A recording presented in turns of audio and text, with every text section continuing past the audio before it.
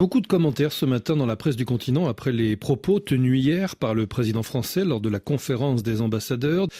Emmanuel Macron, le président français, a déploré hier, rapporte Wolf Quotidien à Dakar, l'attitude des pays africains qui ont rompu leur coopération militaire avec Paris en la qualifiant d'ingrate. Je crois qu'on a oublié de nous dire merci, a affirmé Emmanuel Macron.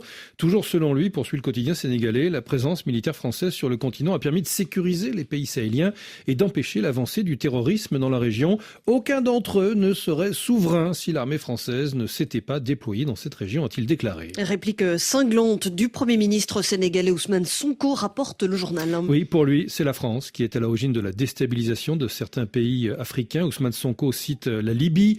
Paris était au premier plan dans la chute du régime de Kadhafi qui a conduit à la propagation des groupes djihadistes et de l'insécurité au Sahel. Et puis, le Premier ministre sénégalais a eu également cette petite phrase: si les soldats africains, quelquefois mobilisés de force, maltraités et finalement trahis, ne s'étaient pas déployés lors de la Seconde Guerre mondiale pour défendre la France, celle-ci serait peut-être aujourd'hui encore allemande.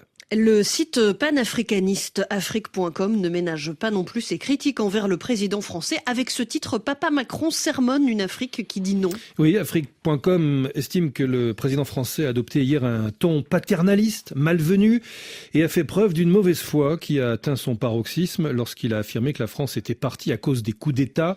Cette déclaration, estime afrique.com, occulte délibérément les échecs de la politique française dans la région, l'inefficacité de la lutte antiterroriste et surtout la volonté populaire de voir partir les troupes françaises. En qualifiant de panafricanisme de bonne loi les revendications légitimes d'indépendance, Macron révèle son mépris pour les aspirations africaines à une véritable souveraineté. Certes, reconnaît pour sa part le pays au Burkina Faso. N'est-ce pas la France qui, en 2013, avait été appelée à la rescousse lorsque les djihadistes déferlaient sur Bamako? Oui, n'est-ce pas aussi la France qui avait volé au secours du régime de feu Idriss Déby Itno lorsque les rebelles étaient aux portes de N'Djamena? Alors oui, on le sait, admet encore le journal, la France, indéniablement, a répondu présente là où certains de ses alliés avaient besoin d'elle. C'est somme toute compréhensible qu'elle se plaigne d'être récompensée en monnaie de singe, sauf que tempère le pays, sauf que, faut-il le rappeler, la France n'est pas exempte de tout reproche, car pendant longtemps, elle a fait la pluie et le beau temps dans ses colonies, allant parfois dans le meilleur des cas